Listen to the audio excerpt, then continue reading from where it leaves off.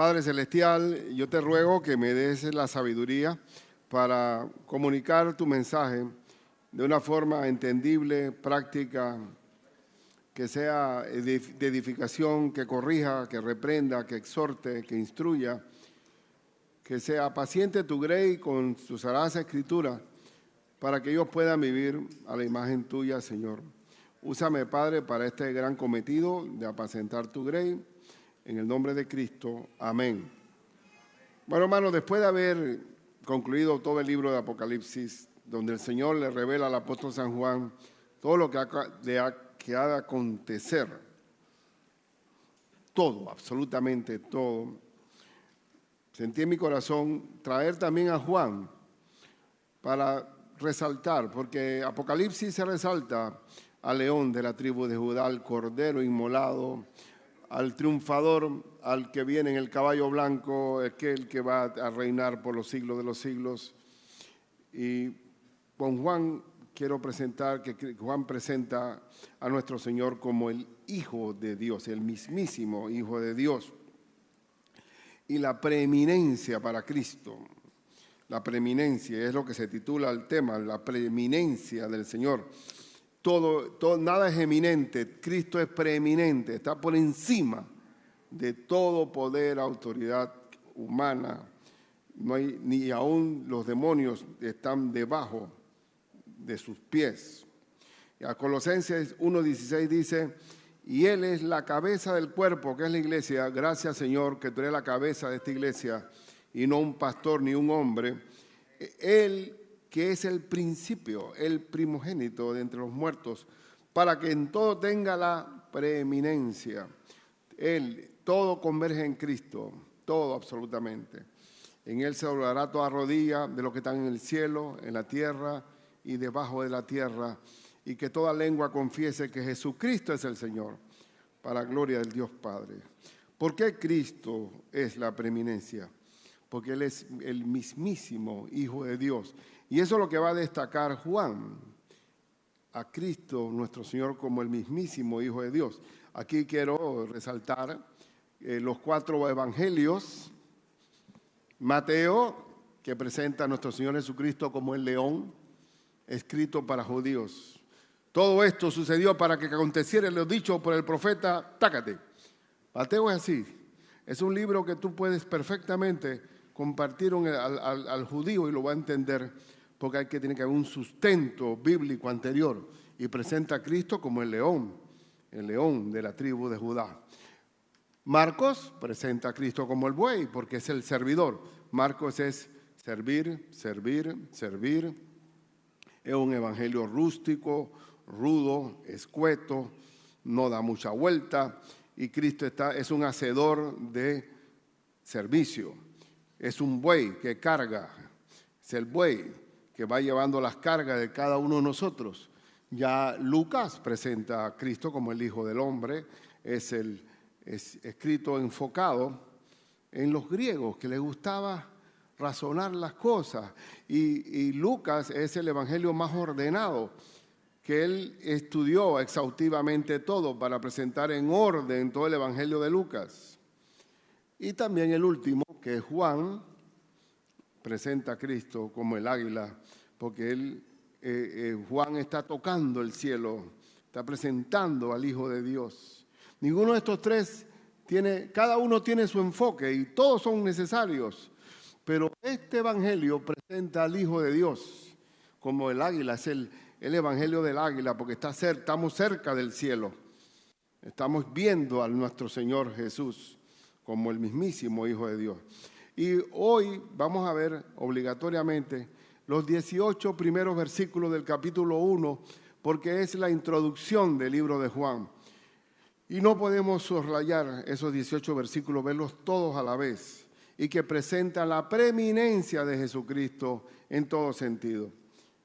Y en primer lugar, Cristo es preeminente por ser el eterno Hijo de Dios y creador del universo, el eterno Hijo de Dios. Y leamos, en el principio era el Verbo, antes de todo lo creado. En el principio, antes de todo lo creado, era el Verbo. El verbo que se hizo carne, que es nuestro Señor, que es la palabra de Dios misma, vivida, manifestada a través de la persona de Jesucristo.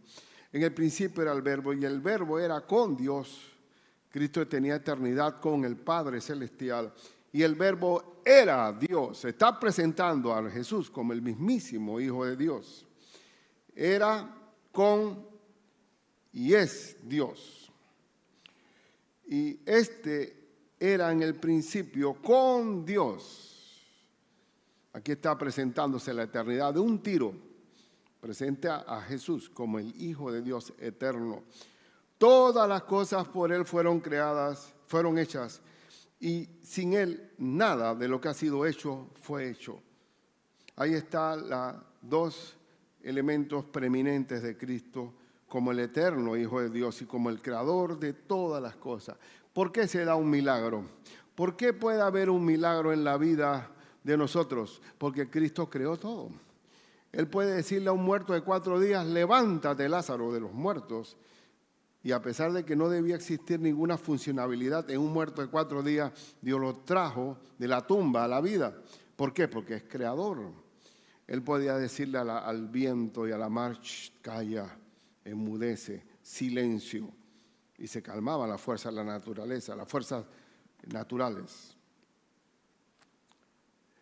Podía sanar a un leproso, que es una enfermedad incurable. Podía darle vista a los ciegos. Podía multiplicar los panes para que 5,000 personas, sin contar hombres y niños, mujeres y niños, comieran y sobrara con 5 panes y 2 peces. Entonces, Él puede, como creador, intervenir en su creación. Y cuando estamos orando, le podemos decir a Cristo, aun cuando el médico dice que no hay solución, Él puede hacerlo porque Él es el dueño de la creación. Él puede cambiar el agua en vino. ¿Cómo puede ser que el H2O, que es agua, convertirla en vino y en buen vino? Porque según el catador de las bodas de Caná, dice, oye, ¿por qué reservaste el vino bueno para después? Y para poder que haya un buen vino tiene que haber algo que se llama añejamiento. O sea, que tenía que tener cierto tiempo en bóveda. Y entonces Cristo interviene en el tiempo, cambia el H2O en vino. ¿Por qué puede hacer todo eso? Porque es el creador del universo. Él puede hacer eso y por eso podemos invocarlo y orar y que intervenga en nuestra vida, porque es el creador de todo. Y por eso dice que Él como creador, en Hebreos 11:3 dice, por la fe entendemos haber sido constituido el universo por la palabra de Dios. ¿Cómo Dios hizo el universo? Por su palabra. Hágase la luz, y se hizo la luz. ¿Cierto o no? Las 2 lumbreras, el sol, la luna, todo fue el universo. No fue un Big Bang, ¡boom! Y salió, ¡boom!, una molécula, que esa molécula después de 1000 años se convierte en un pez. Y así se habla de que la Tierra tiene millones de años. Como si puede la nada producir algo. Hay que tener mucha fe para creer en eso. De que un Big Bang ponga todo en orden. O que el hombre, usted puede ver que el monito tití o el gorila tiene un ADN, se puede parecer al hombre, pero son muy distintos, porque el hombre tiene alma y espíritu. El animal no lo tiene, porque Dios nos hizo diferente.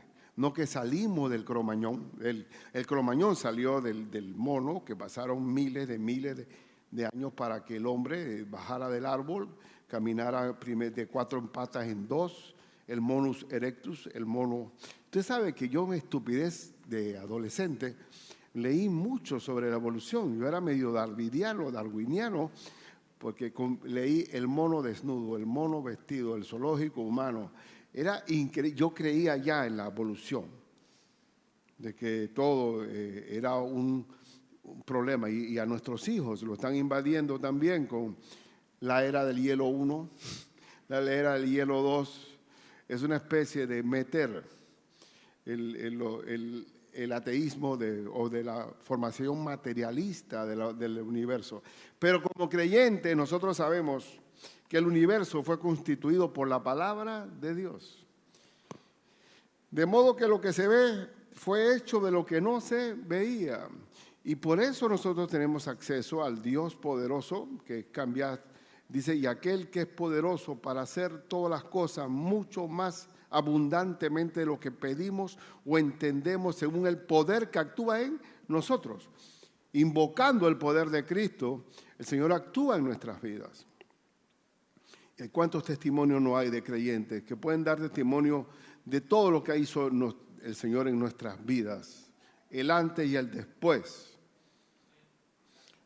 Entonces, ese verbo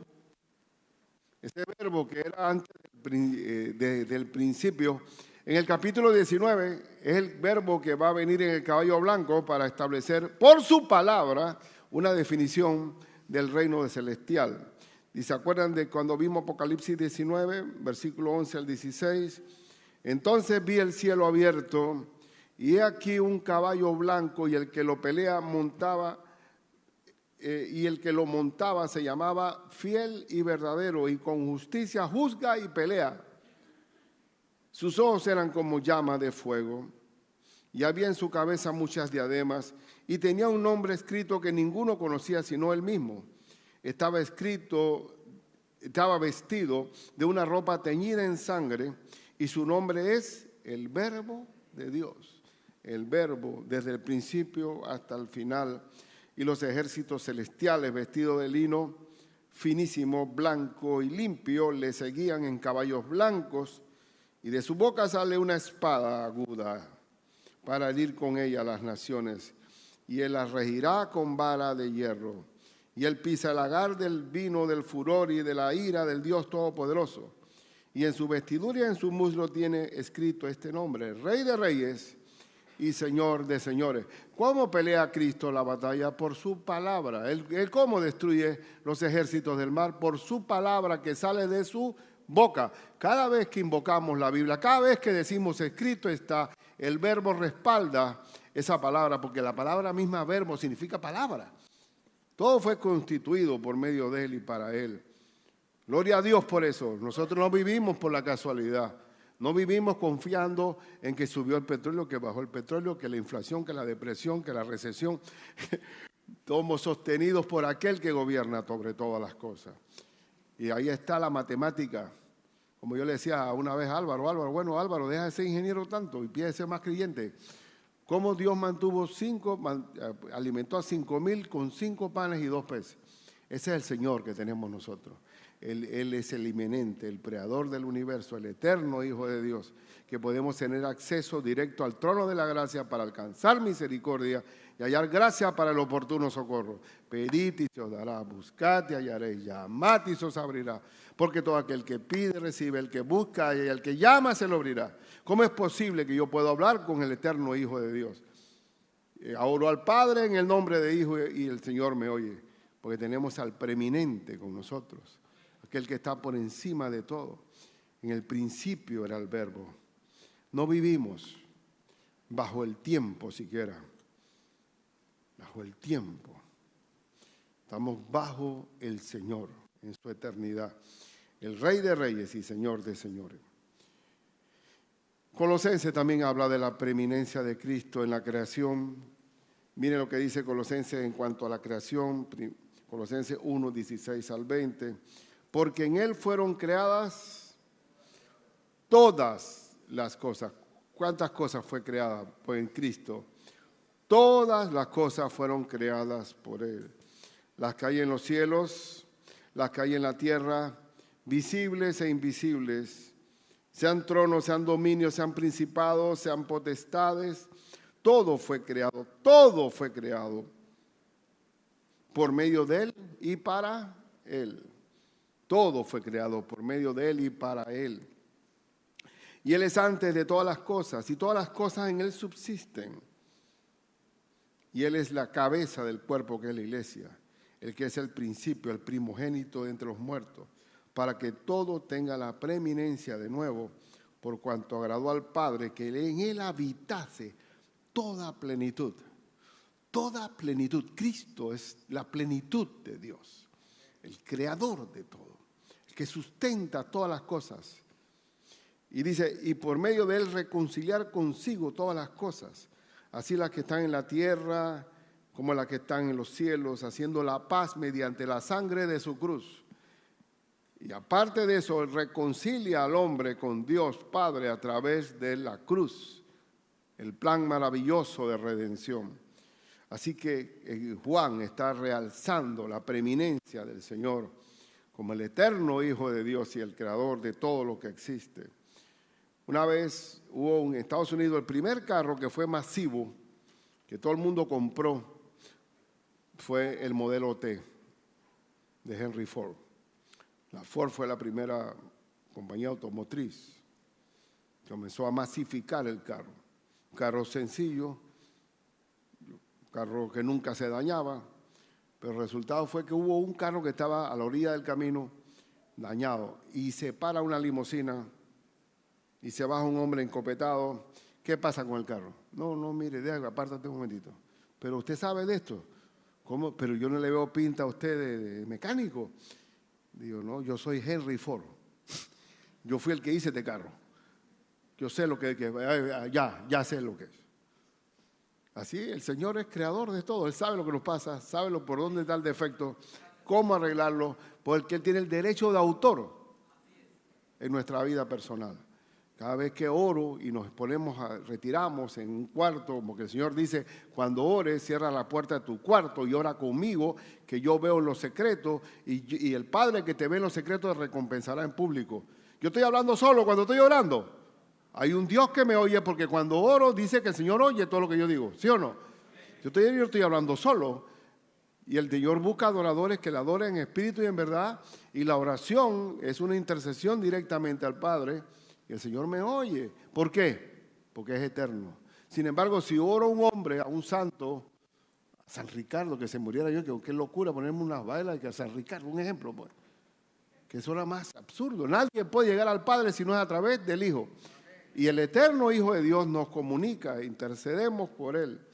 Así que Juan está hablando de eso precisamente, de la preeminencia de nuestro Señor Jesucristo. Ahí está, un modelo del mundo. Todo fue creado por Él y para Él. Cuando aquel astronauta Armstrong, cuando fue la primera vez que fueron a la Luna, él se quedó, él creyente era. Y él decía que cuando vio a la Tierra colgada sobre la nada, ¿cierto? Colgada sobre la nada. No hay ni un hilito que la sostenga. ¿Y cómo es posible que la mayor parte del planeta Tierra es agua y no se desborda, a pesar de que es redonda? Sí, está todo, y él como astronauta, viendo por primera vez la redondez de la Tierra. Y la Escritura dice la redondez de la Tierra. No sé de dónde inventaron que era plana. Pero ¿sabe por qué pasó eso? Por la ignorancia de no leer las Escrituras. Porque la Edad Media fue oscura, porque la Escritura estaba cerrada. Por eso fue la Edad Media, que quedó el mediocre, quedó la era del oscurantismo. ¿Por qué? Porque la Biblia estaba cerrada, porque siempre se habló de la redondez de la tierra, que todo lo creó Dios para Él, por medio de Él y para Él. Entonces, en segundo lugar, en cuanto a estos primeros 18 versículos de Juan, Cristo es preeminente por ser la vida y la luz de los hombres. La Escritura dice que antes que nosotros, cuando no conocíamos a Cristo, estábamos muertos en nuestros delitos y pecados, siguiendo la corriente del mundo. ¿Cuándo venimos a tener vida espiritual? Cuando Cristo vino a nuestro corazón. Entonces, Él está diciendo, mire lo que dice, vamos a leer el versículo 4. Dice, y en Él estaba la vida. La vida vino con Cristo y la vida era la luz de los hombres. ¿Cuándo nosotros venimos a tener luz, entendimiento? ¿Cuándo? Cuando estábamos bajo pecado, estábamos en oscuridad, siguiendo la corriente del mundo, ciegos guiando a ciegos, haciendo lo que la carne nos apetecía bajo el dominio del diablo. Pero cuando vino Cristo, vino la vida y la luz. Tenemos dirección, tenemos propósito. Dios alumbra nuestra vida. La vida era la luz de los hombres. Y por eso que Cristo dice ahora, vosotros sois la luz del mundo. Nosotros vivimos bajo la luz del Señor. Dice, la luz en las tinieblas resplandece y las tinieblas no prevalecieron contra ella. Y esto es importante porque Cristo vino la luz. Y en verdad, yo les pregunto, si la luz siempre vencerá las tinieblas, ¿sí o no? Usted puede estar en el monte más oscuro y prende un fósforo y ese fósforo desplaza las tinieblas. La luz siempre le va a ganar a las tinieblas. Siempre le va a ganar. Usted no se asuste por la oscuridad en que está metido. Puede estar el diablo mismo gobernando, pero somos la luz de Cristo. Y las tinieblas no prevalecen contra la luz. No prevalecen. Usted puede estar en la presión más grande, en la opresión más grande, y comienza a orar y la luz despeja las tinieblas. ¿Sí o no? Será porque yo, como estoy pasando más páramos y más tribulación, lo estoy viendo más cerca. Pero entonces uno puede estar en el mismísimo problema serio y el Señor nos alumbra en ese momento. Porque las tinieblas no prevalecen contra la luz. Siempre Cristo va a triunfar, siempre va a triunfar. Usted prende la luz y ya se acabaron las tinieblas. Si tú te quedas, pero esto está esta opresión, oye, prende la luz. Prende la luz de Cristo, hermano. El que a mí viene nunca andará en tinieblas, dice el Señor. Y dice, hubo un hombre enviado de Dios, el cual se llamaba Juan. ¿Cuál Juan es este? Juan el Bautista. Este vino por testimonio, para que diese testimonio de la luz, a fin de que todos creyesen por él. Juan fue el mensajero, el emisario, el heraldo, que fue delante de Cristo para presentar, viene la luz y la vida de los hombres, viene el Mesías prometido. A Juan le tocó preparar el camino para que Israel se preparara, se pidiera perdón porque el Mesías estaba aquí ya. Porque todos los profetas anteriores, ninguno podía decir que el Mesías ya estaba, pero a Juan le tocó el honor de presentar, he aquí al Cordero de Dios que quita el pecado del mundo. Le tocó el privilegio, por eso que Cristo dice, de los nacidos de mujer, ningún profeta es más grande que Juan. ¿Por qué? Porque les tocó el honor de presentar al Mesías prometido. Pues él le tocó dar testimonio. ¿Y ahora quién da testimonio de Cristo, hermano? Nosotros somos Juan. Estamos presentando el testimonio de Cristo para vida y para luz de los hombres. Nos toca a nosotros hacer el trabajo de Juan, pero con mejor que Juan. ¿Por qué mejor que Juan? Porque a Juan le tocó presentar a Cristo, pero no resucitado. Juan inclusive es muerto por Herodes, decapitado, antes de que Cristo resucitara. Así que no había Espíritu Santo en el momento. Por eso que Cristo dijo, Él es amigo mío, pero ustedes si son mis hijos. ¿Por qué? Porque Él dice, Juan llegó a decir, yo soy amigo del novio, pero no la esposa. La esposa somos nosotros. Por eso que el más chiquito de nosotros es más grande que Juan. ¿Por qué? Porque estamos sellados por el Espíritu Santo. Yo no sé si está claro eso. A Juan llegó a ser amigo de Cristo, pero nosotros somos hijos de Dios por la sangre de Cristo, eso. Entonces, dice, aquella luz verdadera que alumbra a todo hombre venía a este mundo. Verdaderamente que cuando vinimos a Cristo alumbramos, hermano. Yo recuerdo mi propia vida personal que yo tenía ese problema depresivo de atormentarme porque yo pensaba, tiene que haber algo mejor para la vida. Yo trabajaba y me pusieron un apodo en el banco porque trabajaba sumando cheques y no terminaba nunca, oye. Mi primer trabajo y me pusieron no tiene sentido. No tiene sentido, ven acá. Pues yo solito decía, esto no tiene sentido. Trabajar y trabajar, pararme, después voy para la universidad y esto tan duro, tan rudo, porque llegó un momento que ese era un trabajo bastante agobiante, hermano. Trabajo, eso no había ni computadora ni nada y tenía que estar vivo, archivando cheques chequeando para ver si no había un falsificado ahí. Y fue horrible. Te dije, hey, no tiene sentido, ven acá. Hay gente mucho más ruda que uno, ¿no? Ya le diga, pero ¿qué esto? Y después me agarraba, salía de allí, me iba al parque de Vía Argentina ahí, porque estaba más cerca de la universidad. Ese banco estaba cerquita en Vía España. Y quedaba y me acostaba ahí. Tenía un radiecito amarillo y me quedaba dormido en la banca, esperando la entrada de la universidad. Y ahí comencé yo a escuchar Estéreo Vida, con un radio amarillo. ¿Quién iba a pensar que después me iba a hacer yo el gerente esa? Pero ya Dios estaba hablándome. Era pura música instrumental y de repente un mensaje de Luis Palau. Pero yo lo escuchaba, pero no entendía. Pero lo que voy es la tiniebla. Yo no sé si ustedes cómo estaban, pero el hombre sin Cristo está muerto. No sabe a dónde va, simplemente vive como un animal por instinto, por oportunismo. Gloria a Dios que el Señor llegó a mi vida. Por si no tuviéramos, ¿cuánta gente en el mundo entero no escucha esa canción de Luis Avilés, no? Ven a mi casa esta Navidad, tú que estás lejos de tus amigos, de tu tierra y de tu hogar. Ese soy yo. Han pasado más de 50 años y todavía la canción de Luisito Avilés sigue siendo un hit navideño. ¿Por qué? Por la soledad del hombre.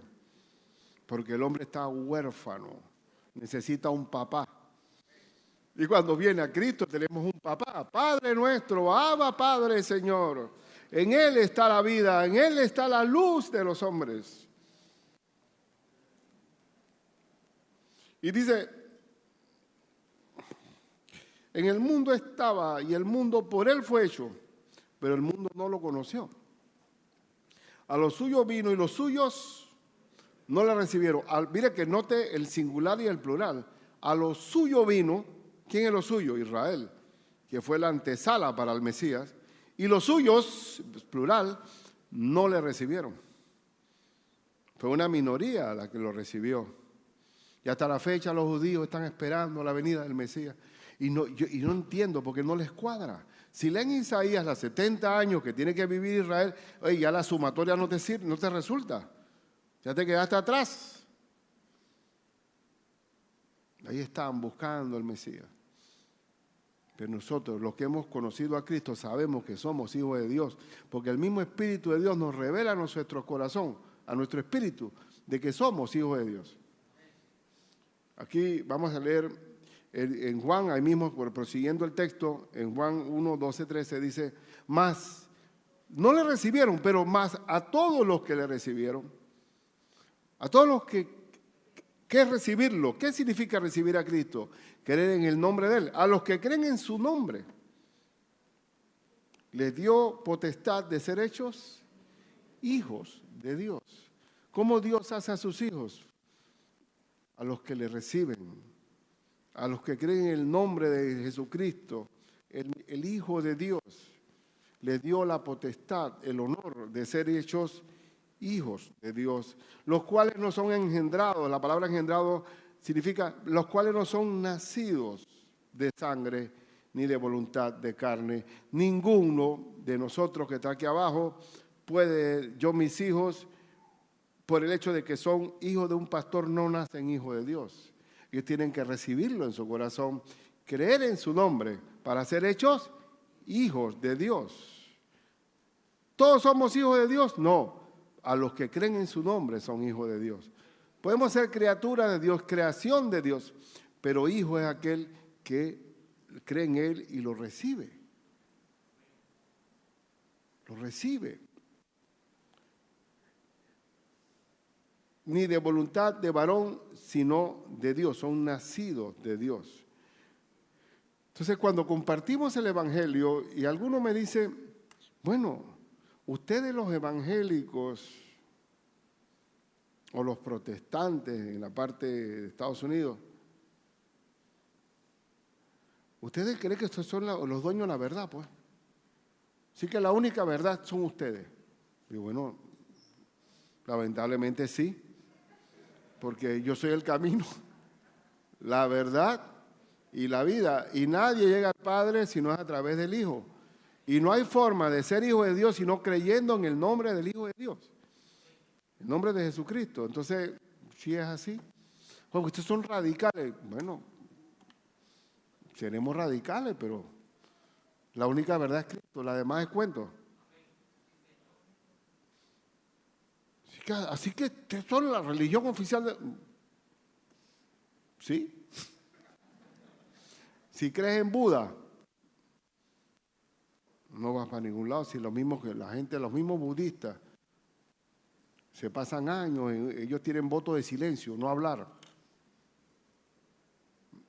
El gordo, ¿te acuerdas que está gordito ahí? No me mueve nada, no deseo nada, estoy en la nada. Y muchos budistas consagrados, tú le preguntas, ¿tú vas al cielo? No sé. No estoy seguro. Es más, no. Como aquel budista que tuvo un americano que se metió a un templo Shaolin de esto, voto de silencio. Cada 7 años solamente puede decir 2 palabras. Cada 7 años. Y le pregunta al maestro, ¿cómo te fue? 2 palabras. Cama dura. 7 años después. ¿Cómo te fue? Comida mala. 7 años después. ¿Cómo te fue? Me voy. No me extraña. Te has pasado quejándote. No, yo lo digo por risa porque nosotros, el hombre, busca el esfuerzo propio para llegar a la perfección o a Dios, o el karma, pagando un karma. Pero el único camino para llegar a Cristo, al cielo, es Cristo. Y nosotros, y cuando creemos en Cristo, Dios nos sella con su Espíritu. Nos sella. Porque lo bueno de todo esto es eso, que como Dios sabe que no podemos ser santos sin el Espíritu Santo, y no podemos llevar una vida nueva si no es por el Espíritu Santo, nos sella directamente con la tercera persona en la Trinidad en el corazón para poder tener acceso. ¿Y quién es el que intercede por nosotros cuando estamos orando? El Espíritu Santo. Y el Espíritu Santo, el Padre nos contesta no a nosotros, sino al Espíritu que está intercediendo por nosotros, que conforme a la voluntad de Dios intercede por nosotros, dice la Escritura.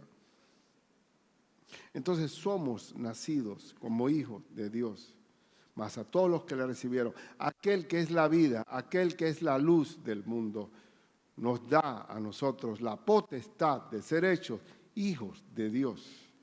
Hijos. Y un hijo es un hijo. Un hijo es un hijo. Y los padres pasamos atendiendo a nuestros hijos. Pasamos atendiéndolos. Si es una niña, la atendemos. Se le celebra hasta el 15 años. También se le celebra la boda que hay. Y eso es gasto, y gasto, y gasto, y gasto. Y oye, y alguno dirá, pero tú no le vas a cobrar a esta muchacha, oye, te ha sacado la vida. Digo, pero es que es mi hija. Es mi hija. Bueno, así mismo es Dios. Y nosotros amamos más que Dios. El Señor lo único que pide a cambio de la salvación, ¿qué es? Gracias a Dios en todo. ¿Nosotros le podemos pagar algo al Señor de vuelta? Somos deudores de Él. Estamos bajo gracia, bajo regalo de Dios. Yo no puedo pagar nada por la salvación. Yo lo que debo darles gracias por haber recibido una salvación inmerecida. Somos nacidos de Dios. ¿Y el propósito del libro de Juan cuál es? ¿Cuál es el propósito del libro de Juan? Y todos los capítulos va a caer en lo mismo. El propósito del libro de Juan está en Juan 20, 30, 31. Hizo además Jesús muchas otras señales en presencia de sus discípulos. ¿Cuántas? Aquí está diciendo que hubo tantas señales que dice, las cuales no están escritas en este libro. Es decir, hubo una economía de reducir todos los milagros de Cristo para presentar esto que estamos leyendo en el libro de Juan. ¿Pero con qué propósito? Pero estas se han escrito, estas señales, las señales del milagro y maravillas, ¿con qué propósito? Para que creáis que Jesús es el Cristo. ¿Qué es Cristo? Mesías. Que Jesús es el Cristo, por eso se llama Jesucristo. Jesús es el Mesías. El Hijo de Dios. Y para que creyendo en Él tengáis vida en su nombre. Ese es el propósito de Juan. Así que si nosotros hiciéramos un estudio de Juan y viene uno nuevo, uno tiene que estar haciendo una introducción de todo lo que hemos hablado, porque todo lo que diga en el capítulo que sea va a decir que Jesús es el Cristo, el Hijo de Dios, y para que creyendo en Él tengáis vida eterna. Siempre va a ser eso. Porque Juan sabe, también Juan se le revela a Dios todo lo que viene. ¿Y qué es lo más importante? Que seamos hijos de Dios. Porque vamos a estar con Él por la eternidad. Eso es lo más importante. Y dice Juan 21, el último capítulo de Juan 21, versículo 25, dice, y hay también otras muchas cosas que hizo Jesús, las cuales si se escribieran una por una, pienso que ni aún en el mundo cabrían los libros que se habrían de escribir. Imagínate tú, no hay biblioteca, pues, de tantas señales milagrosas de Cristo, que si se escribieran una por una no habría biblioteca que albergara tantas hazañas maravillosas que hizo nuestro Señor Jesucristo. Entonces Juan economiza y reduce las señales de Cristo para que un solo propósito, para que, probando que Jesús es el Cristo, el Hijo de Dios, y para que creyendo en Él tengáis vida eterna. Ese es el propósito del libro de Juan. Y sencillo.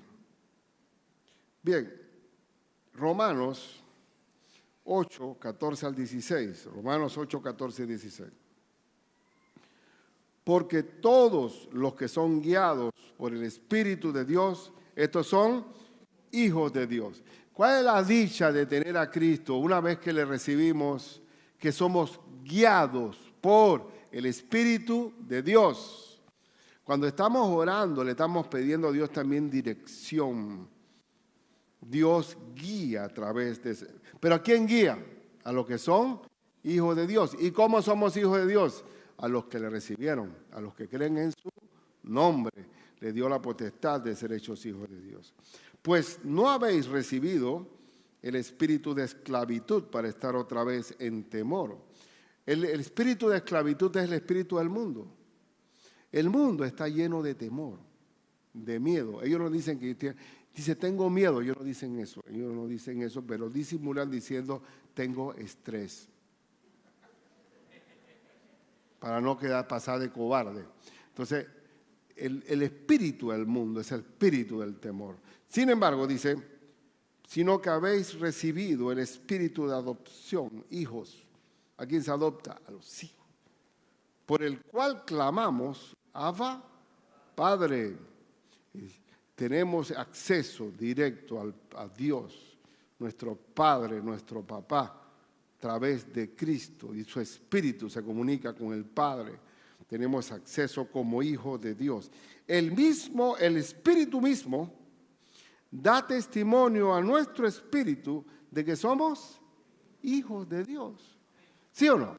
Yo no sé si usted experimenta eso, pero yo cuando estoy orando y orándole al Padre, yo tengo el afecto del Espíritu que me dice, tú eres mi hijo.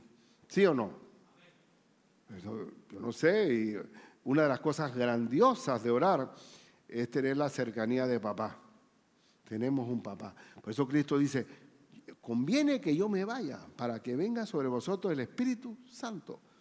No los dejaré huérfanos, vendré a vosotros. ¿Cuáles son los síntomas de un depresivo? Nadie me quiere. ¿Para qué vivir? Todos me han traicionado. Acaba de una vez. Ese es el depresivo. ¿Es un qué? Un huérfano. Una persona que ora no tiene sentimiento de huérfano. Porque si él no es un huérfano y no puede estar deprimido porque tiene a su papá. El mundo necesita un papá. El mundo necesita un papá porque el mundo está esclavizado en el temor, en el miedo, el COVID y Putin. Esto está peor cada día. Oye, entra al aposento alto, enciérrate entra al monte de la transfiguración con el Señor y vas a ver que vas a tener paz, porque la paz os dejo, mi paz os doy. Yo no la doy como el mundo la da. No se turbe vuestro corazón ni tenga miedo. Miedo, porque el mundo sin Cristo es miedoso. Es miedo. Y el que tiene miedo no vive, hermano. No vive porque es un ratón escondido en un hueco. Y el tercer elemento que Cristo es la preeminencia en todo, es que Cristo reúne la plenitud de Dios. La gracia y verdad. Cristo es la plenitud de Dios. Y aquel verbo, dice el verso 14, y aquel verbo, ese verbo que era desde el principio, antes de la creación, fue hecho carne, se encarnó y habitó entre nosotros. Cristo vino en un momento de la historia del hombre, habitó entre nosotros y vimos su gloria. Cristo mostró el carácter del Padre. Vimos su gloria, gloria como del unigénito del Padre. ¿Qué significa la palabra unigénito? El único Hijo. Cristo mostró la gloria del unigénito del Padre, lleno de gracia y de verdad. Si nos acercamos a Cristo, recibimos gracia sobre gracia, como dice aquí. Juan dio testimonio de él. Momento, lleno, cuando estamos llenos de Cristo, estamos llenos del Espíritu Santo. ¿Qué rebosa en nosotros? Gracia y verdad. El cinto de la verdad. La verdad nos sostiene. Y dice, entonces miren el testimonio de Juan. Juan dio testimonio de él y clamó diciendo, estas son palabras de Juan hasta el final. Está hablando Juan.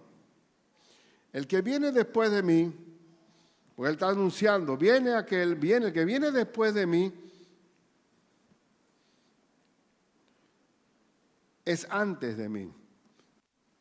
¿Por qué es antes? Pero si Juan nació primero, ¿cuánto tiempo tiene Juan de nacido, de diferencia de edad con nuestro Señor? 6 meses. Así como es eso que es antes de mí. Está apuntando a su eternidad. Dice,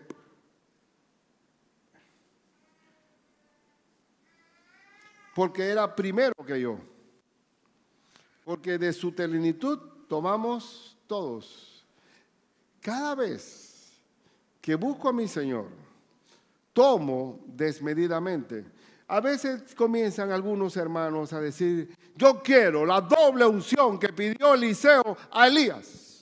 ¿Qué doble unción de Eliseo a Elías? Cristo es la plenitud de la deidad.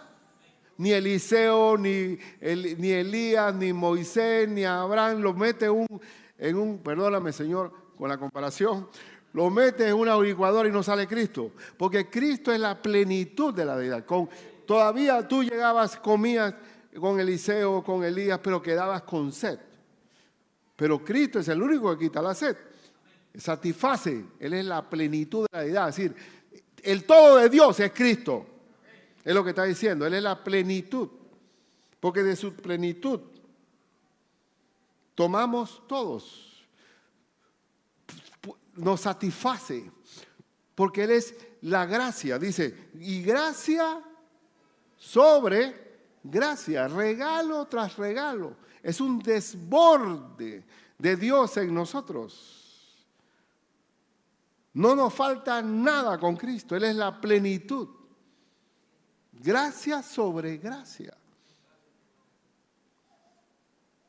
Ay, ¿usted es feliz? Ay, pero es que yo me equivoqué. Me casé con el hombre equivocado. y ese tipo es malo. Y tú le preguntas al otro, tan vacío. Y están buscando ver cómo se llenan. Él es Cristo en la plenitud de la edad. Él le dijo a la mujer samaritana, tú tomas agua ahí, de ese pozo, y vas a volver a tener sed. Pero el agua que yo te daré será para que brote, ¿qué? Río de agua viva dentro de nosotros, brote para vida eterna. Pues la ley, dice, por medio de Moisés fue dada la ley. ¿Qué hizo Moisés? Esto es lo que Dios demanda de ustedes. Hagan lo que yo digo, esa es la ley. La ley por medio fue dada, pero la gracia y la verdad vinieron por medio de ¿quién? De Jesucristo. La ley solamente te dice, haz esto. Nadie es salvo por medio de la ley, porque ninguno puede cumplir la ley, por cuanto todos pecaron, están destituidos de la gloria de Dios. La ley te dice, haz esto. La ley es como una sirvienta o un ayo, como dice la Escritura, un ayo para llevarnos a Cristo. Porque la ley te dice, como la sirvienta, bájese de ahí que no quiero problemas con su mamá. No se ensucie, tengo problemas con su mamá. La ley te va señalando faltas, te dice no hagas esto, pero no hay amor en la ley. La ley no te da espiritualidad, no te da gracia. La ley señala el pecado. No robarás, no envidiarás, no dirás falso testimonio, pero no hay una relación de afecto allí. Con Cristo vino la plenitud de la deidad, vino que no somos hijos de Dios. Gracia sobre gracia. A Dios nadie le vio jamás. Nadie vio a Dios.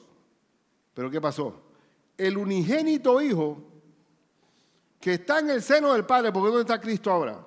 Sentado a la diestra del Padre Celestial. Él le ha dado a conocer. ¿Quién dio a conocer al Padre? El Hijo. El que me ha visto a mí, Felipe, ha visto al Padre. Cristo mostró el carácter del Padre en él. Y fue un modelo de obediencia. Que soy manso y humilde de corazón. Él fue un modelo de obediencia, fue un buey obediente al Padre Celestial. Entonces, tenemos a un Cristo. ¿Tú quieres saber cómo es Dios? Mira a Cristo. Así como es Cristo, así es Dios. Dios Padre Celestial. Efesios 2, 8 al 10. Porque por gracia sois salvos. ¿Cómo recibo la salvación? La palabra gracia, ¿qué es? Un regalo inmerecido. Porque por gracia sois salvos por medio de la fe. Fe en Jesucristo. Y esto no de vosotros. La salvación no es porque lo merezcamos nosotros, porque somos pecadores, porque estamos muertos en nuestros delitos y pecados. Es un regalo de Dios. Pues es un don de Dios, no por obras. Nadie se puede autosalvar por sus obras, para que nadie se gloríe. Y una vez recibimos la salvación, sigue diciendo, porque somos hechura suya. ¿Cómo Dios hace a sus hijos creyendo en el nombre del Hijo? Dios nos hace, somos hechura suya, creados en Cristo Jesús. ¿Para qué? ¿Para qué nos creó Dios? Para buenas obras. ¿Pero esas obras las hacemos nosotros? No, Señor. Las cuales Dios preparó de antemano para que anduviésemos en ellas. Aún las buenas obras, eso es el fruto del Espíritu Santo en nosotros. No hay ninguna gloria personal. Todo lo hacemos a través de Cristo, porque Él pone el querer y el hacer por su buena voluntad. Él es el que nos mueve. En Él vivimos y nos movemos y somos. Entonces, ¿qué mérito tiene? Toda la preeminencia es para Cristo, absolutamente. Toda la preeminencia es para Él. Como el eterno Hijo de Dios, como el Creador, como la luz, la vida y la luz de los hombres, como la plenitud de la deidad, la gracia sobre gracia, la verdad. Y otra vez, repito, Cristo es preeminente por ser el eterno Hijo de Dios. Es preeminente por ser el creador de todo, por ser la vida, por ser la luz, el entendimiento y por ser la gracia y la verdad, la plenitud de la deidad. Dígame si no es bello primeros 18 versículos de Juan. Una introducción maravillosa, por eso que el águila, ¿estamos dónde? Estamos con el evangelio del águila, pegados al cielo, hermano. ¿Sí o no? Juan presenta a Cristo, el Hijo de Dios, con el águila, cerquita del Señor. Y como aplicación, yo tengo vida eterna gracias a mi Señor Jesucristo por creer en Jesucristo.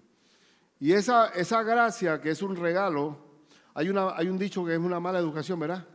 Lo que se regala no se quita, es una cuestión. Una vez mi cuñado, en el tiempo prehistórico en que había antena, yo estaba viendo en la hamaca en la televisión y viene mi cuñado. ¿Qué pasó, cuñado? No, es que vengo a buscar mi antena. Mi antena. Habían pasado como 10 años con esa antena. Dicieron que esa antena es mía. Yo, contra, pero... Y agarró y desarmó la antena y me dejó el televisor sin señal. Digo, ven acá, pero ¿cómo? Después yo me quedé porque yo reacciono tarde. Tú sabes, yo soy tardo para hablar. Digo, pero ¿cómo se te ocurre tú hacerme eso, oye? Esa antena, yo pensaba que tú me la habías regalado. Digo, no, Ricardo, yo no te la regalé. O sea, el punto estriba que cuando tú regalas algo, no puedes quitarlo. La salvación es una gracia porque no hay forma de adquirirla por nuestro propio mérito. ¿Estamos de acuerdo? Segundo, la única forma de tener las obras de Dios en mí no es por mí, sino por el Espíritu Santo. ¿De acuerdo? Entonces, si yo pierdo el Espíritu Santo, porque el Espíritu Santo se va porque soy pecador, entonces ¿cómo voy a arrepentirme? ¿Tendré que recibir a Cristo de nuevo? No, el Espíritu Santo comienza ¿a qué? A redarguirte. ¿Qué viene? Si tú te separas del Señor, ¿quién es el que sufre? ¿Quién es el que sufre? Uno mismo. Porque todo lo que tú siembras en la carne, eso mismo vas a cosechar, ¿sí o no? Entonces el Señor te trae, porque como Dios es disciplinador, es un Padre que disciplina, eso va a ser, vea, rejo, para traerte de vuelta. Y ahora dice, ay, que yo quise tirar una canita al aire, que ya esté calvo, ¿verdad? Ahí está, ¿por qué? Porque el Señor es Padre disciplinador. Y gracias al Espíritu nos trae de vuelta, ahí, nos trae así. Agarrado, la oveja perdida. ¿Cómo viene esa oveja? Y digo, pastor, si yo le contara todo no me cuente nada. No me cuente de las mordidas de los lobos porque no quiero escucharla. Ven, entra y reposa en el Señor y hagan una fiesta porque este perdido regresó. Pero si ha nacido de nuevo, Dios lo trae de vuelta. Si no ha nacido de nuevo, ese nunca recibió a Cristo. Pero si es nacido de nuevo, la gracia de Dios, porque Cristo lo cuenta perfectamente en la parábola del Hijo Pródigo. Bueno, hermanos, instruya a su hijo, porque se va a encontrar con el Big Bang, se va a encontrar con que venimos del mono, y ya está. Y esos son textos de la escuela. Yo no sé si se ha dado cuenta usted que te enseñan el Cromañón, el Neandertal, el Homo sapiens, el Homo erectus, el Homo. Pura materialismo. Oh Padre Celestial, yo te pido que andemos en la luz tuya, Señor. Que alumbre nuestro entendimiento a través de tu Espíritu y confirma en nuestro corazón que somos tus hijos. Gracias, Señor, que te tenemos. El que vive cerca de ti no anda en tinieblas. Ve, sabe para dónde va. No nos desampares, Señor, que si el que viene a mí nunca será desamparado. Señor, haz que mis hermanos entiendan y comprendan que son hijos de Dios. Y lo más que nos podemos hacer es estar cerca de nuestro Padre Celestial. Te ruego, Padre mío, que los ayudes, que los perdones, si han perdido la frecuencia de amistad contigo a través de la oración, que la renueven esa fuerza, porque de ti viene la vida, de ti viene la luz, de ti viene la gracia sobre gracia, de ti viene la plenitud de la deidad. Que no nos desconectemos de ti, Padre, que eres la vida misma, la paz, el gozo, la alegría. Tú eres, Señor, nuestro amor, que el perfecto amor echa fuera el temor. Te ruego, pues, que mis hermanos tengan una amistad íntima contigo y que gocen de la gracia sobre gracia. En el nombre de Jesús. Amén.